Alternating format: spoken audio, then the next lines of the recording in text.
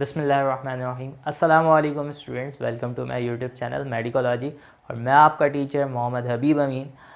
और बच्चों, आज से जो है हमने न्यू सीरीज़ स्टार्ट करनी है अपने चैनल पे, वो है federal board biology. Federal board की बुक मैं पढ़ाऊँगा एफएससी लेवल की, यानी फ़र्स्ट ईयर और second year. This one is the book, क्योंकि फ़र्स्ट ईयर की बुक से स्टार्ट करने वाले हैं फर्स्ट चैप्टर से। अच्छा जी, तो होगा कुछ यूँ कि फेडरल बोर्ड की वीडियोस आपको मिलती रहेंगी ऑल्टरनेटिवली, फर्स्ट ईयर के चैप्टर्स, सेकेंड ईयर के चैप्टर, फर्स्ट ईयर के चैप्टर्स, सेकेंड ईयर के चैप्टर्स, सही है, ताकि दोनों क्लासेस के सिलेबस को कवर किया जा सके। तो बस आपने करना ये है कि अभी तक अपने मेरे चैनल को सब्सक्राइब नहीं किया तो अभी के अभी सब्सक्रिप्शन के बटन को दबा दो। तो अब हम स्टार्ट करते हैं। अच्छा जी, पहला चैप्टर हमने स्टार्ट करना है, पहला सेक्शन स्टार्ट करना है। सेक्शन जो है वो है सेल बायोलॉजी। इसमें हमारे पास 4 चैप्टर्स हैं और जिसमें से पहला जो चैप्टर है वो है सेल स्ट्रक्चर एंड फंक्शन का। तो ये चैप्टर खासा बड़ा है और काफ़ी इंट्रोडक्टरी चीज़ें और डेप्थ में मौजूद हैं। यहाँ पे सेल से रिलेटेड सारा टॉपिक है, तो इसको स्टार्ट करेंगे। देखिए, सेल का जो वर्ड है उससे आप लोग काफ़ी फेमिलियर होंगे, क्योंकि जब से बायोलॉजी स्टार्ट की होगी तब से ही सेल का वर्ड पढ़ना शुरू किया होगा। आपको पता है कि सेल को जो है डिस्कवर किया था रॉबर्ट हुक ने, और सेल का जो वर्ड ड्राइव हुआ है वो सेला से निकला है, यानी जिसका मतलब है फ्री स्पेस या रूम के। अच्छा जी, इसके अलावा आप लोगों ने सेल थ्योरी को पढ़ी होगी, तो सेल थ्योरी को ज़रा हम यहाँ पर डिस्कस करते हैं। सेल थ्योरी आपने पढ़ा होगा, 3 बेसिक पॉइंट्स पढ़े होंगे सेल थ्योरी के। पहला पॉइंट जिसमें पढ़ा होगा तो cell is the fundamental unit of structure and function in living organism या लिविंग थिंग, यानी कोई भी लिविंग ऑर्गेनिज्म है उसकी बॉडी में जो भी स्ट्रक्चर, उसकी बॉडी का जैसा भी स्ट्रक्चर होता है, उसकी बॉडी की जैसी भी मॉर्फोलॉजी होती है और उसमें जो भी फंक्शन हो रहा होता है, उन सब के लिए जो फंडामेंटल यूनिट होता है वो होता है सेल। सही है। अच्छा जी, इसके बाद आपने पढ़ा होगा all living organism are made up of 1 और मोर सेल। दुनिया में जितने भी लिविंग ऑर्गेनिजम्स होते हैं वो एक या एक से ज़्यादा सेल से बने होते हैं। इसके अलावा जो तीसरा पॉइंट आपने पढ़ा होगा, cell arise from one new cell arise from other cell through cellular division, यानी जो नए सेल बनते हैं वो पुराने सेल से डिवाइड होकर ही बन रहे होते हैं। ये 3 पॉइंट्स आपने पढ़ी होगी, लेकिन ये थी ओल्ड सेल थ्योरी। अभी जो मॉडर्न सेल थ्योरी है हमारे पास, उसमें 3 पॉइंट्स और इंक्लूडेड हैं। वो क्या है? Cell carry genetic material pass to daughter cell during cellular division, यानी जितने भी सेल्स होते हैं उनमें जेनेटिक मटेरियल होता है जो कि पेरेंट सेल से डॉटर सेल में ट्रांसमिट होता है सेल डिवीजन के बाद। अब चाहे जो कोई भी सेल डिवीजन हो, तो होता ये है कि सेल का जो जेनेटिक मटेरियल होता है जो कि डीएनए के अंदर मौजूद होता है, वो during cell division actually chromosome में होता है, जो cell division during parent cell से डॉटर सेल में जा रहा होता है। जो 5th पॉइंट है, all cell are essentially the same in cellular composition, sorry chemical composition, यानी दुनिया में जितने भी सेल्स होते हैं, दुनिया में नहीं, एक ऑर्गेनिज्म की बॉडी में, एक ऑर्गेनिज्म की बॉडी में जितने भी सेल्स होते हैं उन सब का केमिकल कॉम्पोजिशन तकरीबन सेम होता है। जस्ट लाइक दिस, कि अगर मैं अपने सेल की बात करूं, चाहे मेरी आइस का सेल हो, न्यूरॉन्स हो या कोई भी हो, इसकी जो सेल मेम्ब्रेन है तो वो हमेशा फॉस्फोलिपिड से ही बनी होगी, सही है, और प्रोटीन से बनी होगी पूरी बॉडी में जितने भी सेल्स हैं, सही है। हाँ, ये हो सकता है कि एक ऑर्गेनिज्म का दूसरे ऑर्गेनिज्म में सेलुलर डिफरेंस हो, जस्ट लाइक दिस, के यूकैरियोटिक सेल अलग होते हैं, प्रोकैरियोटिक सेल अलग होते हैं, सही है। यहाँ पर डिफरेंस आ सकता है, जस्ट लाइक दैट, कि अगर हम प्लांट का सेल वॉल देखें तो उसकी कॉम्पोजिशन अलग होती है, और इसके अलावा अगर हम फंजाई का सेल वॉल देखें उसकी कॉम्पोजिशन अलग होती है, बैक्टीरिया का सेल वॉल देखें उसकी कॉम्पोजिशन अलग होती है। लेकिन होता यह है कि अगर एक प्लांट के सेल वॉल की जो कंपोजिशन है, उसी प्लांट के सारे सेल की कंपोजिशन भी बिल्कुल वही होगी। तो कहने का मकसद यहाँ पर यह है कि एक इंडिविजुअल के अंदर एक सेल जो होता है उसकी जो केमिकल कॉम्पोजिशन होती है, उसकी बॉडी के तमाम दूसरे सेल की भी केमिकल कॉम्पोजिशन बिल्कुल सेम होती है। अच्छा जी, 6th पॉइंट क्या कह रहा है? Energy flow metabolism and biochemistry occur within the cell, यानी अगर हम देखें हमारी बॉडी में जो एनर्जी का फ्लो है, जो हमारी बॉडी में जो मेटाबॉलिक रिएक्शंस चल रहे होते हैं, ये सारे के सारे विद इन द सेल हो रहे होते हैं, सेल के अंदर चल रहे होते हैं। तो स्टूडेंट्स, ये 6 पॉइंट से मिलके हमारी जो सेल थ्योरी बनी है, जिसको हम कहते हैं modern cell theory, 19th century में ये थ्योरी पेश की गई थी। अच्छा जी, तो बहुत सिंपल से इसमें सच कोई बहुत ज़्यादा कॉन्सेप्चुअल बात नहीं है, वही सारी चीज़ें जो आप हमेशा से पढ़ते हुए आए हो।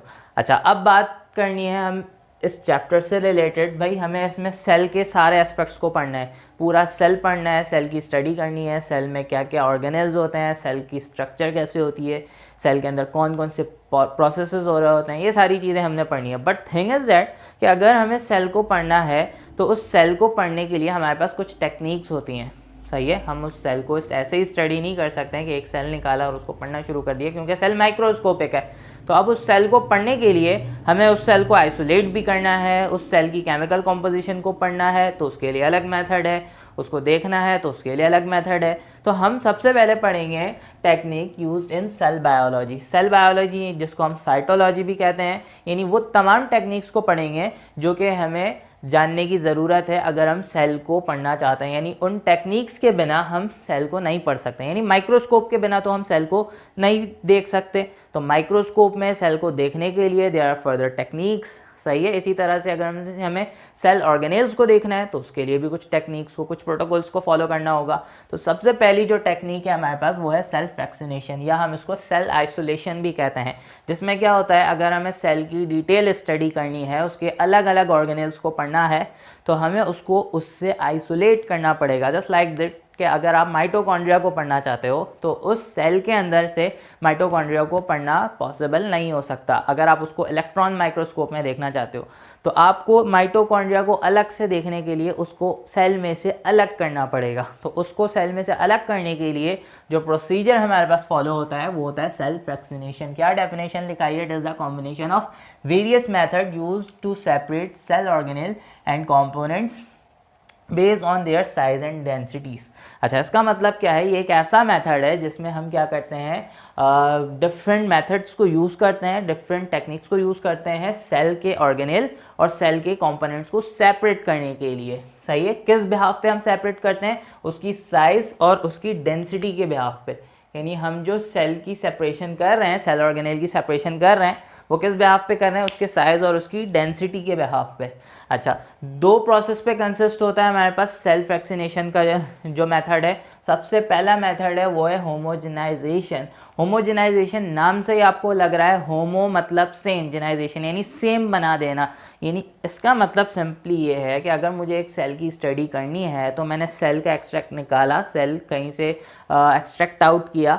अब जब उसको स्टडी करनी है तो फॉर एग्जांपल अगर मैंने उसको वाटर में डिज़ोल्व किया या किसी मीडियम में डिज़ोल्व किया, तो वो तो सेल है ना, उसके कंपोनेंट है, वो उसमें आसानी से डिज़ोल्व नहीं होगा। तो हमें पहले उसको होमोजीनस करना पड़ेगा। उसके अंदर कुछ ऐसे पार्टिकल्स होते हैं जो कि सेल को सेपरेट नहीं होने देते, उसको ब्रेक करना पड़ेगा। सही है, क्योंकि हमें सेपरेट करना है ना, हमें सेल के डिफरेंट ऑर्गेनेल को सेल में से सेपरेट करना है ताकि हम स्टडी कर सकें। तो जब हम सेल निकालते हैं, कोई टिश्यू एक्सट्रैक्ट करते हैं, तो वो इस फॉर्म में होता है कि हम उसको सेपरेट नहीं कर सकते। तो उसको सेपरेट करने के लिए उस सेल को किसी सॉल्यूशन में डिज़ोल्व करना पड़ेगा। तो यहाँ पे जो प्रोसेस होता है होमोजेनाइजेशन, या होमोजेनाइजेशन को आसान अल्फाज में आप कह सकते हो कि जूस बनाना। सही है, जस्ट लाइक दैट कि अगर आप किसी भी सब्सटेंस का, अगर आप मिल्क शेक बनाते हो, जस्ट लाइक के बनाना का मिल्क शेक बनाते हो, तो आपने बनाना को काटा। सही है, अब फॉर एग्जांपल अब अगर आप मिल्क में बनाना को डाल दोगे तो उसका मिल्क शेक तो नहीं बन जाएगा। आपको क्या करना पड़ेगा? जूसर में डाल के उसको ब्लेंड आउट करना पड़ेगा। इन द सेम वे हम यहाँ पर भी यही काम कर रहे होते हैं। सही है, हम क्या करते हैं? सेल का शेक बनाते हैं। एक्चुअली शेक नहीं बनाते, उसी तरह का ये प्रोसेस है। ज़रा समझना है इसको क्या होता है। Homogenization, formation of homogeneous mass of cell, cell homogenate और सेल सस्पेंशन। यानी होमोजेनाइजेशन ऐसा प्रोसेस है जिसमें हम क्या करते हैं? सेल का होमोजीनस मास क्रिएट करते हैं, जिसको हम सेल होमोजिनेट कहते हैं या सेल सस्पेंशन कहते हैं। कैसे करते हैं? हम सबसे पहले एक मीडियम बनाते हैं या सॉल्वेंट बनाते हैं जिसमें हमने सेल को डिज़ोल्व करना होता है। सबसे पहले तो हमने करना ही होता है कि हमें जो सेल पढ़ना है, जस्ट लाइक दैट कि मैं चाहता हूँ कि मैं प्लांट का सेल पढ़ूँ, मैं मीज़ोफिल सेल को पढ़ना चाहता हूँ, तो मैंने क्या किया? लीफ से कुछ पार्ट एक्सट्रैक्ट किया। सही है, एक्सट्रैक्ट करने के बाद मैंने क्या किया? उसको फ्रीज आउट कर लिया। उसके बाद जब मैंने उस सेल का पार्ट निकाला तो अब मुझे उसको स्टडी करनी है, तो उस सेल को उस फॉर्म में नहीं कर सकता, क्योंकि अगर आप लीफ को करना, सेल की स्टडी तो माइक्रोस्कोपिक होगी, लेकिन आपने लिया लीफ है, तो आपको क्या करना पड़ेगा?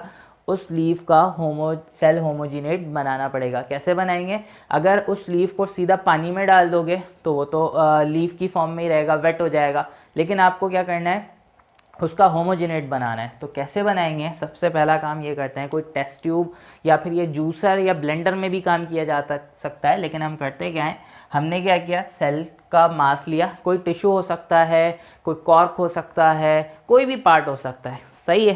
फॉर एग्जांपल मैंने स्किन को कट किया, मैंने कहा कि भाई इसके सेल को पढ़ना चाहता हूँ, ये लीफ का पार्ट कट कर लिया, उसके सेल को पढ़ना चाहता हूँ। तो क्या किया, मैंने एक सॉल्यूशन बनाया, सॉल्वेंट में उस लीफ या उस सॉल्यूशन को डाल दिया। करते क्या है हम, ये इस प्रोसेस में grinding of cell in a suitable medium with correct pH, ionic composition, temperature and in the presence of enzyme. अच्छा जी, सबसे पहले मैंने क्या करना है, एक सॉल्यूशन या सॉल्वेंट लेना है। उस सॉल्वेंट में मुझे कुछ बातों का ध्यान रखना है। क्या ध्यान रखना है? उसका पीएच ऐसा हो कि हमारा सेल जो हमने डाला है उसमें वो डिस्ट्रॉय ना हो जाए, सही है। ऐसा पीएच हो जो हमारे सेल को सपोर्ट करे। यूजुअली हम जो है स्लाइटली अल्कलाइन या न्यूट्रल पीएच पे काम कर रहे होते हैं, एसिडिक पीएच पे काम नहीं करते, वरना सेल डिस्ट्रॉय हो जाएगा। यानी 6.5 से लेके 8 तक के पीएच में हम काम कर रहे होते हैं। अच्छा, आयनिक कंपोजिशन हो उसकी सही है, यानी उस सॉल्यूशन की कोई स्पेसिफिक पोलैरिटी होनी चाहिए, और टेम्परेचर मेंटेन रहे, यानी बहुत ज़्यादा टेम्परेचर ना हो जाए। हमने उसको गर्म नहीं करना, ताकि अगर गर्म करेंगे तो अंदर के सारे एंजाइम डिस्ट्रॉय हो जाएंगे, तो सेल ख़त्म हो जाएगा। अगर बहुत ज़्यादा कोल्ड टेम्परेचर है तो उस वक्त भी सेल काम नहीं कर पाएगा, सेल में प्रोसेस रुक जाएगा। अच्छा जी, उसके अलावा क्या होगा, एंजाइम्स ऐसे डालते हैं, कुछ ऐसे एंजाइम्स डाल रहे होते हैं उस सॉल्यूशन में, ताकि उस सेल के अंदर जितने भी कोई ऐसा मटेरियल हो जिसने उस सेल को आपस में टाइट रखा हुआ है, कोई सीमेंटिंग मटेरियल हो, जस्ट लाइक दैट कि मिडिल लैमेला जो होता है, जो केमिकल होता है सेल वॉल के अंदर, जो कि एक सेल को दूसरे सेल से ज्वाइन कर रहा होता है, वो डिज़ोल्व हो जाए, वो ख़त्म हो जाए, क्योंकि उसका कोई काम नहीं है। वो केमिकल है ना, वो non living part of the cell है, उसको हमने नहीं पढ़ना, हमें तो ऑर्गेनेल को पढ़ना है। तो अगर वो रहेगा तो वो डिस्टर्बेंस कॉज करेगा, क्योंकि वो सेपरेट नहीं होने देगा, क्योंकि वो जोड़ के रखते हैं सेल को, हमें उसको ख़त्म करना है। तो ऐसे एंजाइम्स डालते हैं जो सेल वॉल को या मिडिल लैमेला को, इन सारी चीज़ों को ख़त्म कर दे, सही है। हमने ऐसा सॉल्यूशन बना लिया। अब सॉल्यूशन बनाने के बाद क्या करते हैं, हमने उस जो टिश्यू हम चाह रहे थे कि स्टडी करना, उस टिश्यू को उस सॉल्यूशन में डाल देते हैं, जस्ट लाइक दैट कि ये मेरा बीकर है, इस बीकर में मैंने क्या किया, ये सेल एक्सट्रैक्ट किया। फॉर एग्जांपल ये मेसोफिल सेल एक्सट्रैक्ट किया, इसको ये मैंने इसके अंदर सॉल्यूशन पहले से प्रिपेयर किया हुआ है। इस सॉल्यूशन का मैंने पीएच बैलेंस रखा है, इस सॉल्यूशन को मैंने आयोनिक बनाया है, टेम्परेचर इसका मेंटेन है, सब कुछ मेंटेन है, और इसमें वो एंजाइम्स डाल दिए जो कि सेल वॉल को ख़त्म कर दे। अच्छा, अब मैंने इसको डाल दिया, इस टिश्यू को डाल दिया इस सॉल्यूशन में, सही है, इस सॉल्यूशन में डाल दिया। अच्छा, अब क्या होगा, अब ये मैंने कोशिश की है कि मैं होमोजेनाइज़र बनाकर दिखाऊं। तो भाई देखो, ये रेड कलर का बीकर रखा है, इसको रखा। अच्छा, ये मेरे पास है, ये स्टैंड है, ये ब्लैक कलर का बेसिकली, सही है, ये स्टैंड है। अच्छा, ये काम हम जूसर में भी कर सकते हैं, ब्लेंडर में भी कर सकते हैं, लेकिन यहाँ पर आपको प्रॉपर्ली बनाकर दिखाया, क्योंकि जूसर मुझसे बन नहीं रहा था। तो खैर ये मैंने बनाया है। ये हमारे पास, ये जो ब्लू वाला है, ये हमारे पास होमोजेनाइज़र है। अच्छा, इसको भी स्टैंड में फिक्स किया हुआ है, बीकर को भी स्टैंड में फिक्स किया हुआ है, ताकि कोई एक्सटर्नल वाइब्रेशन ना हो जाए।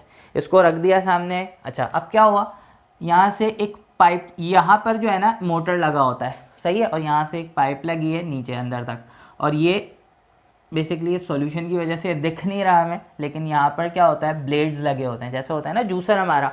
जूसर में अगर हम नीचे देखो तो छोटे से पंखे लगे होते हैं, ब्लेड्स लगे होते हैं, जो कि घूमने से अंदर की चीज़ जो होती है, जो हमने डाला है, वो कट जाता है। जस्ट लाइक कि आपने बनाना काट के डाला है, तो जब आप जूसर को रन करोगे तो वो बिल्कुल शेक पेस्ट की फॉर्म में आ जाएगा, शेक बन जाएगा। इन द सेम वे यहाँ पर ब्लेड्स होते हैं। तो होगा क्या, हमने जब इसको डाला सॉल्यूशन, इस बीकर में सॉल्यूशन रखा जो हमने प्रिपेयर किया था, उसमें सेल डाला, सेल डालने के बाद इस होमोजेनाइज़र को इसमें फिक्स किया, सही है। ऐसे फिक्स करना है कि ये जो पंख है इसका, ये जो ब्लेड्स है इसकी, ये इसके बेस से ना लग जाए और बहुत ऊपर भी ना रहे, यानी ये मिड में रहे। फिर क्या करना है, इसका प्लग लगाया, स्विच ऑन कर दिया। जैसे ही स्विच ऑन कर दिया, ये घूमना शुरू हो जाएगा, तेज़ी से घूमता जाएगा। हमारे पास एक टाइम लिमिट होती है, हम उस टाइम लिमिट तक इसको घुमाते हैं। घुमाने के बाद जब हम इसको रोकते हैं तो हमारे पास सॉल्यूशन तैयार हो जाता है। उस सॉल्यूशन को हम कहते हैं सेल होमोजिनेट या सेल सस्पेंशन। ये एक हमारे पास एक सॉल्यूबल सब्सटेंस होता है जिसमें जो हमने सेल डाला था वो पूरी तरह से डिज़ोल्व हो गया, सेल के वो तमाम पार्टिकल ख़त्म हो गए जो कि सेल को डिज़ोल्व होने से रोक रहे थे, यानी मिडिल लैमेला फॉर एग्जांपल ख़त्म हो गया। अब यहाँ पे हमारे पास एक सेल एक्सट्रैक्ट आ चुका है। अब अगला प्रोसेस जो होता है, ये तो हमारे पास होमोजेनाइजेशन थी, अगला जो प्रोसेस होता है वो होता है सेंट्रीफ्यूगेशन। सही है, सेंट्रीफ्यूगेशन ऐसा प्रोसेस है जिसमें हम क्या करते हैं, सेपरेट कर रहे होते हैं सेंट्रीफ्यूगल फोर्स क्रिएट करके। सही है, अब हमारे पास सेल सस्पेंशन तो है। सस्पेंशन की एक क्वालिटी बताऊं मैं आपको, सस्पेंशन में क्या होता है, अगर सस्पेंशन को थोड़ी देर हम ऐसे ही रख देंगे ना, तो जो चीज़ें जो उसमें पार्टिकल डिजॉल्व होते हैं, यानी जो सॉल्यूट होता है वो नीचे बैठ जाते हैं, सॉल्वेंट ऊपर आ जाता है। अच्छा, इस बात का हम फ़ायदा उठाएंगे, कैसे उठाएंगे? अच्छा, इसके लिए हमारे पास जो सेंट्रीफ्यूगेशन की टेक्निक होती है ना, उसमें क्या किया जाता है, एक ऐसी टेक्निक है जिसमें सेंट्रीफ्यूगल फोर्स क्रिएट किए करते हैं हम। सेंट्रीफ्यूगल फोर्स आपने फिजिक्स में पढ़ी होगी, घुमाने से, किसी चीज़ के राउंड घूमने से जो अंदर फोर्स क्रिएट होती है वो सेंट्रीफ्यूगल फोर्स है।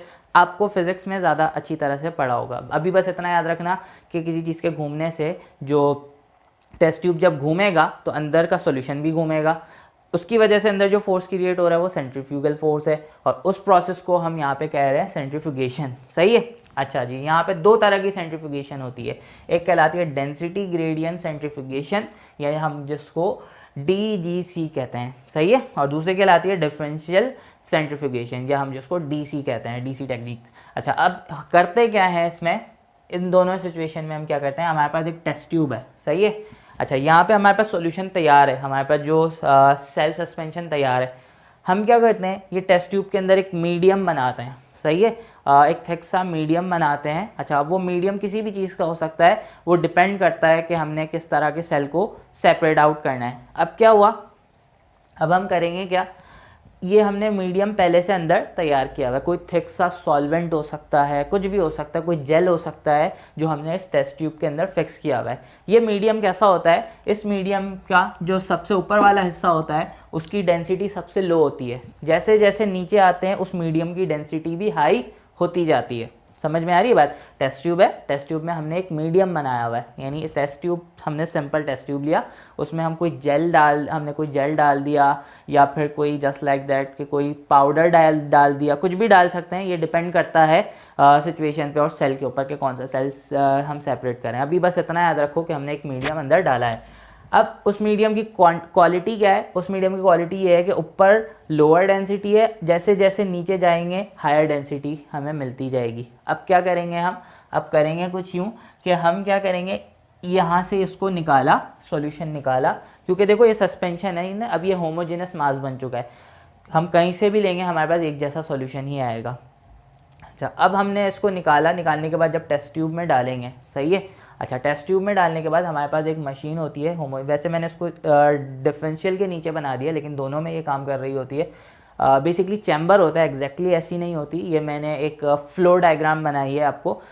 एक चैम्बर जैसी होती है वॉशिंग मशीन की तरह। सही है, वॉशिंग मशीन को इमेजिन करो, उसके अंदर जो राउंड राउंड घूम रहा होता है उसमें फॉर एग्जांपल उसमें टेस्ट ट्यूब के चैम्बर्स लगे होते हैं इस तरह से, जो कि हर टेस्ट ट्यूब को अलग अलग ऐसे ऐसे करके होल्ड कर रहे होते हैं। अब क्या होता है, हम उसको ऑन करते हैं, जैसे ही ऑन करते हैं वो घूमना शुरू हो जाता है, जस्ट लाइक दैट कि ये घूम रहा है। सही है। अब वो घूमने की वजह से टेस्ट ट्यूब के अंदर जो है सेंट्रीफ्यूगल फोर्स क्रिएट होगी। अब क्या होगा, हम उसको रोक देंगे। सही है, एक ही बार घुमाएंगे, उसमें कोई स्पीड चेंज नहीं करनी, कुछ नहीं करनी, हमने उसको रोक दिया। रोकने के बाद जब हम उसको थोड़ी देर रखेंगे ना, तो होगा क्या, यहाँ पे बिल्कुल ध्यान से समझना है, होगा ये कि उस सेल के पार्ट जिस डेंसिटी पे मैच करेंगे वो वहाँ पे जाके सेपरेट होना शुरू हो जाएंगे। फॉर एग्जांपल न्यूक्लियस सबसे ज़्यादा डेंसर होता है सेल में, तो न्यूक्लियस सबसे ज़्यादा डेंसर होता है, तो न्यूक्लियस की डेंसिटी मैच कहाँ करेगी, सबसे ज़्यादा लोअर एरिया में। तो होगा ये कि वो घूमते घूमते घूमते घूमते घूमते न्यूक्लियस नीचे जाके सेटल डाउन हो जाएगा। सही है। और जस्ट लाइक दैट क्या राइबोसोम होता है वो लेस डेंसर होता है, तो वो घूमते घूमते घूमते ऊपर सेपरेट होगा। तो इसी तरह से यानी जो सबसे ज़्यादा लेस डेंसर सेल ऑर्गेनेल होगा वो सबसे ऊपर होगा, और उससे ज़्यादा डेंसर उससे नीचे होगा, उससे ज़्यादा डेंसर उससे नीचे होगा, और सबसे ज़्यादा जो डेंस पार्टिकल होगा वो सबसे ज़्यादा नीचे होगा। सही है। फिर हम क्या करेंगे, एक एक करके हम सबको सेपरेट करेंगे, और हमें अलग अलग ऑर्गेनेल के अलग अलग सॉल्यूशन मिल जाएंगे। जस्ट लाइक दिस कि भाई ये हमारे पास एक डेंसिटी के बिहाफ पे मिल गया मुझे टेस्ट ट्यूब पे सॉल्यूशन। अब मैंने क्या किया, ये रेड वाला पार्ट जस्ट लाइक दिस, ये अब क्या करना है, मैंने अब किया ये कि मैंने उसको दूसरे टेस्ट ट्यूब में डाला अंटिल कि ये वाला रेड वाला जो मास है ख़त्म हो जाए। बिल्कुल ध्यान से डालना होता है, सही है। फिर उसके बाद रेड वाला पार्ट जो है, यानी ये वाला जो पार्ट था वो एक टेस्ट ट्यूब में आ गया, फिर टेस्ट ट्यूब हटा दी मैंने। अब नीचे वाला पार्ट बच गया, इसको दूसरे टेस्ट ट्यूब में डालना है, यहाँ तक ख़त्म हो गया, फिर उसको दूसरे टेस्ट ट्यूब में डालना है। इसी तरह चेंज करते करते जब तक हमारे पास नीचे वाला सॉल्यूशन नहीं पहुँच जाता, हम चेंज करते रहते हैं। दूसरी जो हमारे पास टेक्निक है वो है डिफरेंशियल सेंट्रीफ्यूगेशन। ये सबसे ज़्यादा फॉलो होने वाली टेक्निक है, जिसमें हम करते हैं ये हैं कि यहाँ पर सेडिमेंटेशन रेट को फॉलो करते हैं यहाँ का, यानी इसका जो प्रिंसिपल था डेंसिटी ग्रेडियंट का मतलब होता है डिफरेंस, सही है। डेंसिटी में डिफरेंस की बिहाफ पे हमने सेपरेशन की, जबकि इसमें प्रिंसिपल क्या होता है, इसमें सेडिमेंटेशन रेट से हम उसको देख रहे होते हैं। सेडिमेंटेशन, अच्छा मतलब क्या होता है, सेडिमेंटेशन का मतलब ही होता है कि भाई जस्ट लाइक दैट कि जब उसमें सेंट्रीफ्यूगेशन होगी, जब उसमें सेंट्रीफ्यूगल फोर्स क्रिएट होगा, तो अब क्या होगा, अगर आप फॉर एग्जांपल आपने एक सस्पेंशन बनाया, सस्पेंशन बना के उसको रख दिया, तो पार्टिकल क्या होते हैं नीचे सेटल डाउन हो जाते हैं, सही है, और सॉल्वेंट जो होता है वो ऊपर रह जाता है। तो होता क्या है, ये जो पार्टिकल्स थे जो आपने पहले डिज़ोल्व कर दिए थे, फिर उसके रखे रखे वो क्या हो गए, नीचे बॉटम पे आके सेटल डाउन हो गए, तो ये कहलाता है, ये प्रोसेस कहलाता है सेडिमेंटेशन। हम इस प्रोसेस में करते क्या है, हमने यही बिल्कुल सेम, हम यहाँ पे कुछ अलग नहीं कर रहे होते हैं, हम सिंपली क्या करते हैं, इस सॉल्यूशन को निकालेंगे, टेस्ट ट्यूब में डाल देंगे। टेस्ट ट्यूब में डालने के बाद हम क्या करेंगे, एक ही टेस्ट ट्यूब में काम कर रहे होते हैं या दो में कर रहे होते हैं, अब उसको घुमाएंगे सेंट्रीफ्यूगल मशीन को, सही है। जैसे उसको घुमाएंगे उसके अंदर सेंट्रीफ्यूगल फोर्स क्रिएट होगा, जिसकी वजह से वो सेडिमेंट हो जाएगा। अच्छा, अब यहाँ पर एक चीज़ फॉलो करनी होती है, हम सबसे पहले सेंट्रीफ्यूगल मशीन को सबसे स्लो स्पीड पे घुमाएंगे, सबसे ज़्यादा स्लो स्पीड पे घुमाएंगे, उसके बाद एक पर्टिकुलर टाइम तक, फॉर एग्जांपल 4 मिनट 5 मिनट, सही है। उस पर घुमाने के बाद जो सबसे पहले सेडिमेंट होगा, यानी जस्ट लाइक दैट कि हमने सबसे स्लोएस्ट स्पीड पे घुमाया 5 मिनट तक, सही है। 5 मिनट के घुमाने के बाद हमने टेस्ट ट्यूब को छोड़ा, तो सबसे पहले जो चीज़ सेडिमेंट हो जाएगी, सेटल डाउन हो जाएगी नीचे, सही है, ये वाली, तो हम उसको सेपरेट कर लेंगे जस्ट लाइक दिस कि भाई ये सॉल्यूशन हमने लिया, इस सॉल्यूशन को हमने सेंट्रीफ्यूगल मशीन में रख के घुमाया, घुमाने के बाद जब हमने देखा तो हमें कुछ पार्ट सेडिमेंट हुआ नीचे दिखेगा। जो सेडिमेंट हो गया नीचे, जो पार्टिकल, हम उसको कहते हैं पैलेट, सही है, हम उसको क्या कह रहे होते हैं, पैलेट। अच्छा, स्लो स्पीड पे जो सबसे बड़ा पार्टिकल होगा, सही है, यानी जिसका साइज सबसे बड़ा होगा वो सबसे पहले सेपरेट होगा। जैसे कि स्लो स्पीड पे न्यूक्लियस पहले सेपरेट हो जाता है, तो न्यूक्लियस सेपरेट हो गया, हम इसको कह रहे हैं पैलेट। अच्छा, बाकी के जो पार्टिकल्स होंगे वो अभी तक डिसॉल्व रहेंगे सॉल्यूशन में, और ऊपर वाले जो सॉल्यूशन को कहेंगे हम सुपरनेटेंट सॉल्यूशन। अब क्या करेंगे, अब फिल्टर लेंगे, फिल्टर पेपर में डाल के उसको पास करेंगे, ये सुपरनेटेंट सॉल्यूशन चला जाएगा दूसरे टेस्ट ट्यूब में, और पैलेट इसी में रह जाएगा, या पैलेट फिल्टर पेपर में रह जाएगा। हम उसको निकाल लेंगे, ड्राई करेंगे, हमारे पास वो ऑर्गेनेल आ गया, जस्ट लाइक दैट के न्यूक्लियस था। अब क्या करेंगे, अब अगली दफ़ा ये जो हमारे पास सुपरनेटेंट सॉल्यूशन था, इसको दूसरे टेस्ट ट्यूब में डालने के बाद दोबारा से इसको स्पिन कराएंगे ज़्यादा स्पीड पे। जब ज़्यादा स्पीड पे स्पिन कराएंगे, क्योंकि स्लो स्पीड पे एक पार्टिकल सेपरेट हो चुका है, अब ज़्यादा स्पीड, अब स्पीड थोड़ी बढ़ा देंगे। अब उसके बाद भी यही सेम प्रोसीजर होगा, स्पीड बढ़ाने के बाद एक स्पेसिफिक टाइम तक हम उसको घुमाएंगे, घुमाने के बाद रोक देंगे। अब क्या होगा, अब हमारे पास दूसरा पार्टिकल जो पहले वाले से थोड़ा सा छोटा है वो सेडिमेंट हो जाएगा, पैलेट मिलेगा। पैलेट सेपरेट किया फिल्टर पेपर में डाल के, फिर सुपरनेटेंट सॉल्यूशन को दूसरे टेस्ट ट्यूब में डाला, अगेन घुमाना शुरू करेंगे। अगेन जब हम उसको घुमाना शुरू करेंगे, इसी तरह से करते करते करते हम स्पीड बढ़ाते जाएंगे, सही है, सेपरेशन करते जाएंगे, स्पीड बढ़ाते जाएंगे, और फाइनली हमें सबसे छोटा पार्टिकल सबसे ज़्यादा स्पीड पे मिल जाएगा, सही है। होपफुली बात समझ में आ गई होगी। जैसे राइबोसोम सेपरेट करना है, जब सारी चीज़ें सेपरेट हो जाएंगी तो राइबोसोम बचा होगा, तो हम उसको सबसे ज़्यादा स्पीड पे घुमाएंगे, फिर उसके बाद जो नीचे चीज़ सेडिमेंट होगी और वो हमारे पास राइबोसोम कहलाएगा, फिर उसके बाद हमने उसको अलग कर दिया। होपफुली यहाँ तक बात समझ में आ गई होगी। तो this is all about today's lecture. आज मैंने आपको यहाँ तक पढ़ाया जिसमें हमने सेल्फ वैक्सीनेशन के प्रोसेस को पढ़ा, जो कि फेडरल की पूरी बुक से ही पढ़ाया है, और होपफुली आपको आज का लेक्चर अच्छी तरह से समझ में आया होगा। अगर बच्चों इस चीज़ को समझ लिया है, अगर समझ में आया है तो वीडियो को लाइक ज़रूर करो और चैनल को ज़रूर सब्सक्राइब करो। मैं आपका टीचर मोहम्मद हबीब अमीन, मिलते हैं अगली वीडियो में आगे के टॉपिक्स के साथ। Thank you so much. अल्लाह हाफ़िज़।